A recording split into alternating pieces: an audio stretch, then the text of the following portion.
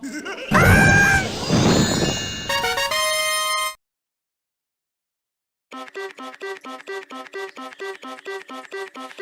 the whole Nostalgia-Ween, Nostalgia-Ween, Nostalgia-Ween. It's the whole Nostalgia-Ween channel also. It's the whole Nostalgia-Ween, Nostalgia-Ween, Nostalgia-Ween. It's the whole Nostalgia-Ween channel also. Get ready for 10 and more Nostalgia-Ween.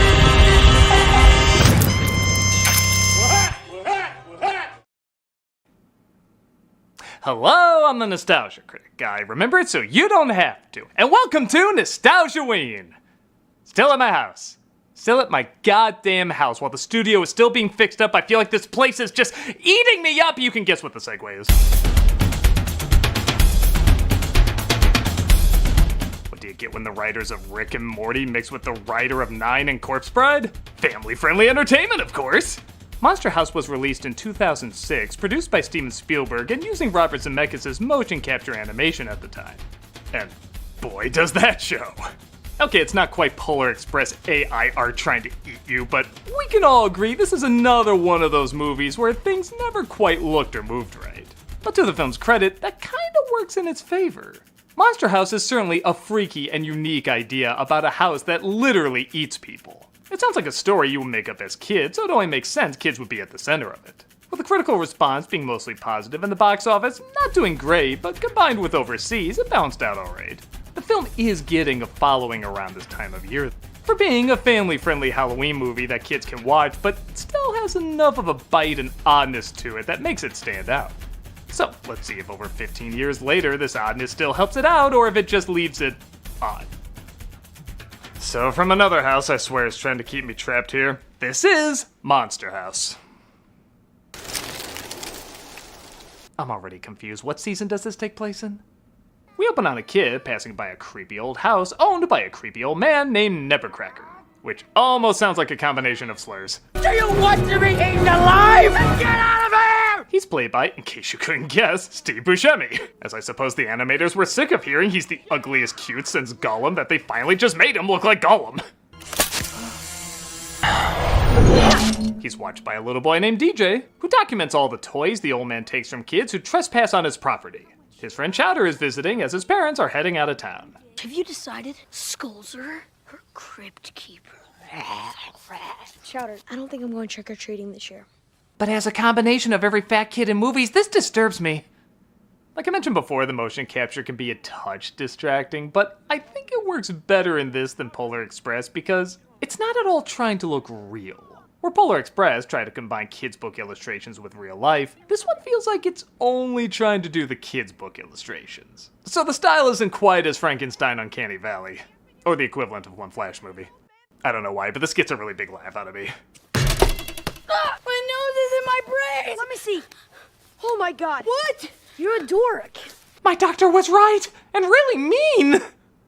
The basketball bounces over to Nevercracker's lawn. And just as DJ tries to retrieve it, Nevercracker tries to retrieve him, just as God tries to retrieve Nevercracker.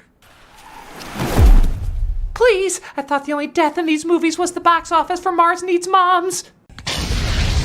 The house, quite frankly, uses a fire effect I'm pretty sure I have, and instantly seems to come to life.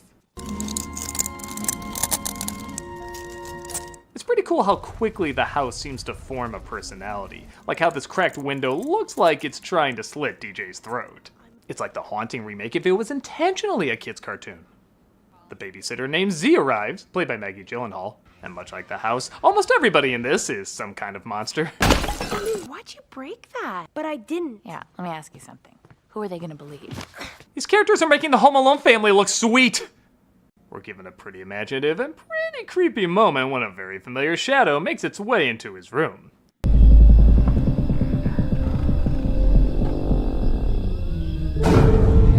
DJ, the house is coming from inside the house! It doesn't help that it makes literal house calls too. Hello? Do you have Prince Albert in a can? Do people still know what that is?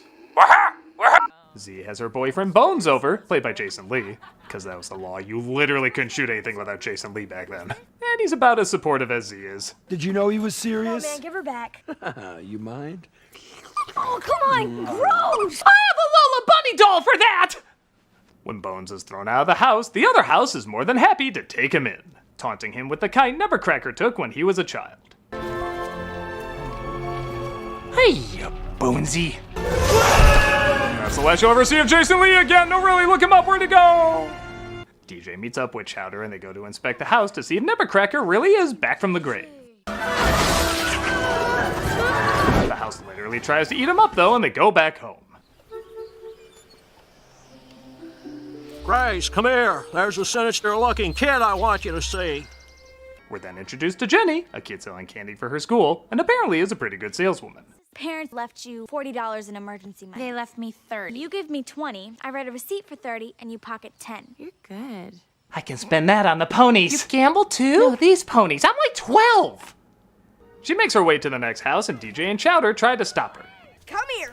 Yes, over here. Are you guys mentally challenged? If you are, I'm certified to teach you baseball. Man, I thought the 80s and 90s were the decades to find clips that didn't age well. But I guess Charlie's Angels came out around the same time. The house tries to gobble her up, but they save her just in time. Hello?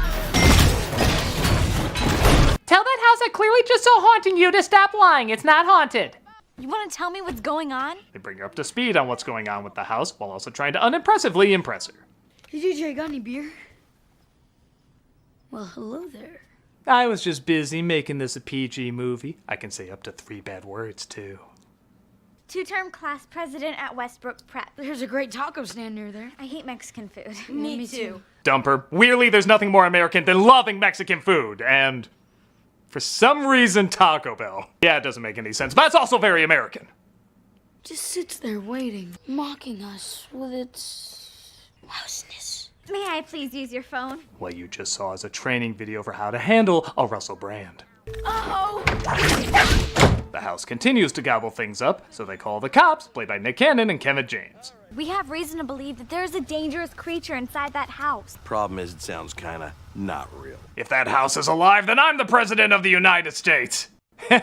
God, that almost sounds sensible now. We'll go to an expert.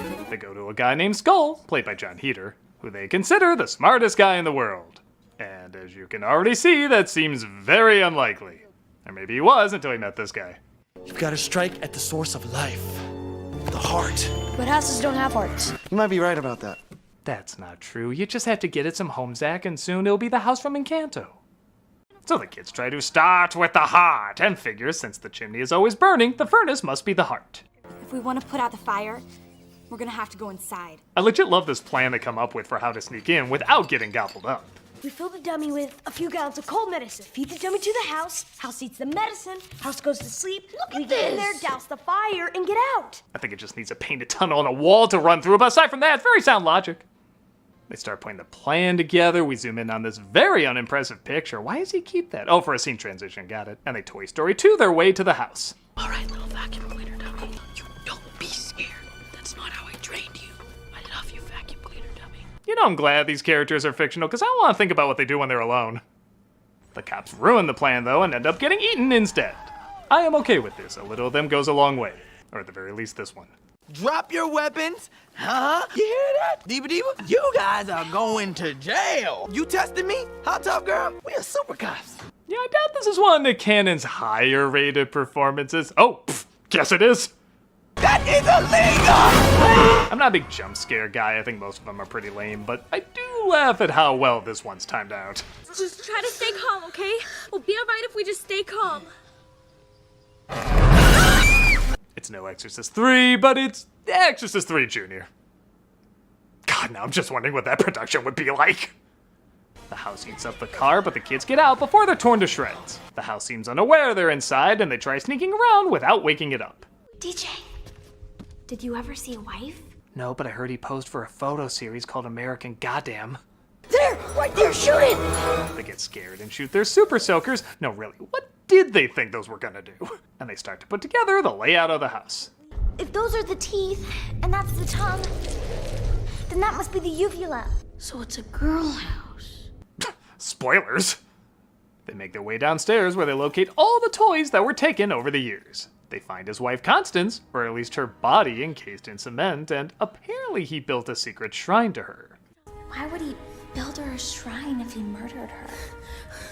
Okay, I really love this movie. Could it just been about a haunted house that eats people? Honestly, that would have been enough, but they're very smart to put in a lot of unexpected turns. For a kid's movie, it's not exactly the easiest to figure out, and I really like that.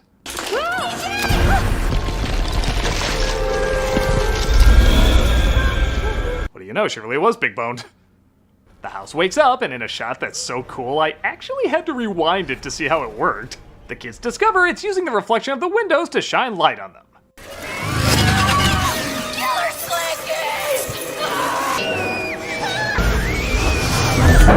This is like the scary toy room in Polar Express if it was like half the movie.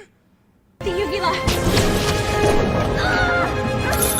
They get the house to gag up and spit them out. God, so many moments in this review almost sound dirty. And we're given what I consider a really good twist. Like, I legit did not see this coming. Nevercracker is still alive.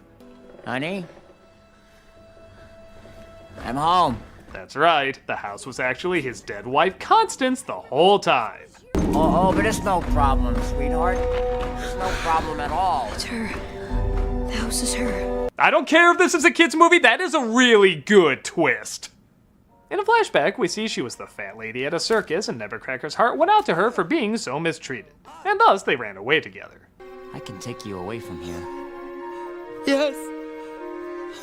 Constance is voiced by Kathleen Turner, which it's so funny seeing her going from a seductive, calm, sexy animated character to a rage-filled one literally from a freak show. And she matches them both perfectly. It's Halloween. No, it's my house, and they're hurting me! As long as I'm here, I will never let anyone hurt you. There's also, in kind of a strange way, a very sweet romance in here. You feel like these two didn't have many people that looked out for them. And you do feel bad whenever she's made fun of and he instantly comes in to try to protect her. With that said, it still keeps its dark and humorous edge when you see how she's done in.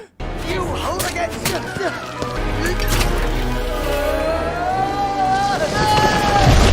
Well, it's always convenient when you can combine the cause of death with the burial ritual. So Constance ends up hating Halloween because she associates it with how she died. And Nevercracker tries scaring kids away literally for their own good.